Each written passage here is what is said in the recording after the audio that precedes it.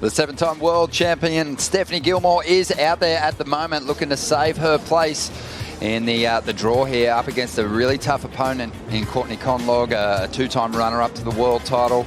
And Courtney has already shown us really clutch moments this year, saving her place on the championship tour with a great performance through the Australian leg this year, Pete. But Steph, a former winner of this contest and obviously more CT victories than any other competitor, she's going to be hard to beat. And you would think that her chances, Courtney's chances in Tahiti, are going to be solid as well. Here we go. Courtney takes this first ride and takes a high line on the outside, pulls into the barrel, but that is always a tricky section to exit from, and it just started to pinch on her and she got tossed over the fall. The greatest weekend warrior of all time, maybe. Courtney Conlogue out there at the moment, facing up against Stephanie Gilmore, who's going to get her first opportunity here in this elimination round. And we mentioned the importance of Steph finishing this right on her feet as she sets up the tube, gets a little bit of cover.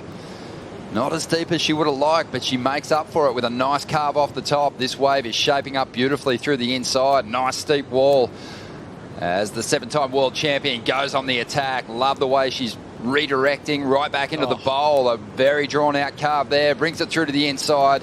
Another nice bash, and she'll kick through the back of this one.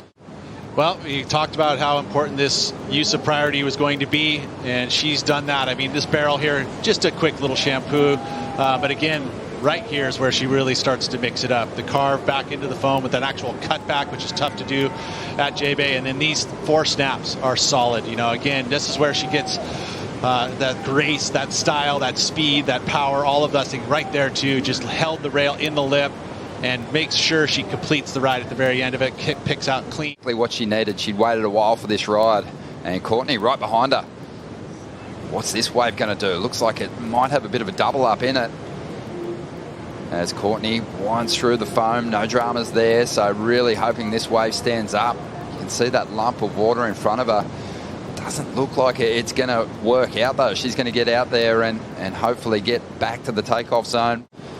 So she has just been incredibly consistent. Even in her off year, she's right up there at the top end of the rating. She's up again at the moment. Big carve to get started.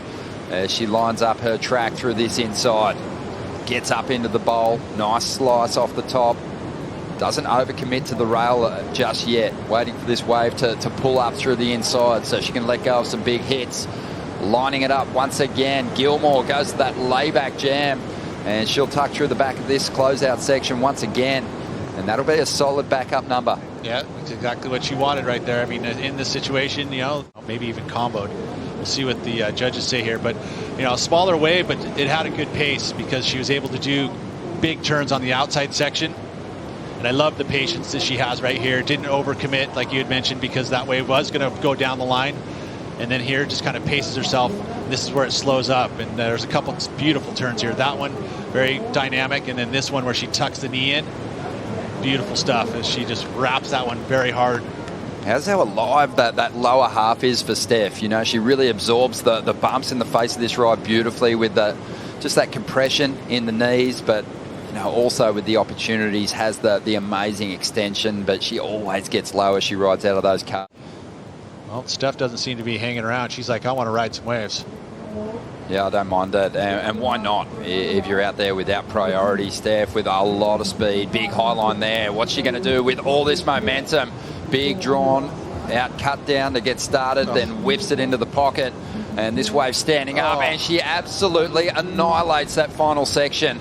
And she seems to love the feel of it. The body language suggesting that she was really digging that final turn.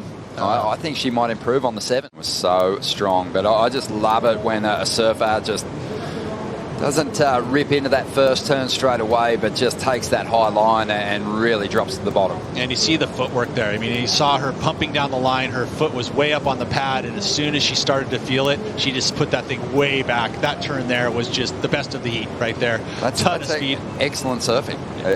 This has to go excellent, doesn't it? You see how she's got her foot back on that pad, pushing through it. That footwork again, see, it's just up, down. You can puts it back into this turn here, just slides it back ever so slightly, drives through it, gets that knee cocked. That is going to be a beautiful still. Good arm work as well, but this turn, extending pushing hard, extending that back leg through the maneuver there, and just driving that board through that maneuver. Board looks amazing under her feet. Darren Hanley, great relationship with him, DHD surfboards. Oh, I absolutely loved it, Pete. I mean, that's how you want to ride a wave here at Jeffreys Bay. You get all that speed. And then all of a sudden it's gotten repaired, and all of a sudden it changes things. I mean, you've got a board that's a buckle on it now too, so it's one of those things where it does change it a little bit. Yeah, no one takes my board away and fixes it though. I just stuff the holes full of wax and keep surfing it for another 6 months. Here we go, Courtney, trying to fight her way out of combination. Couple of deep turns and really looking fired up. She hammers down the line, looking for some big turns to finish this one off. Transitioning nicely, she's looking alive and in the fight as always.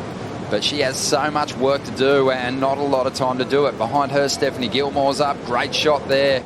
And whether she should just hold her position and try and control the final stages here. But here's Courtney on the replay. Yeah, again, she had to do the maneuvers and then chase it down to get to the open face. It wasn't able to just flow top to bottom. But ultimately, this wave was surfed very, very well, especially down in this section here where she held her speed through these turns. Just the unfortunate error with the mistake here by pushing too hard on that final maneuver. Definitely going to be enough for the 4.5 in my eyes. But that one there, just trying to mix it up. I mean, even though that she's got 20 seconds on the clock, she's still looking and trying to just hunt something. Well, here we go. Feast your eyes on this. The 7-time world champ. Plenty of speed. This will be the last ride of this elimination round heat. And Gilmore opens up with a very strong frontside carve. The second's even better, right in the pocket.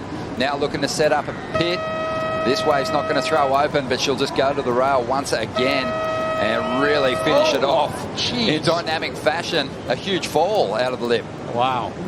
But those cars on the outside, just magical. I mean, she picked up momentum. She was able to execute on that very first wave of this heat and just built confidence through it. And that was a great performance from Steph Gilmore. Really fun to watch. Really strong stuff.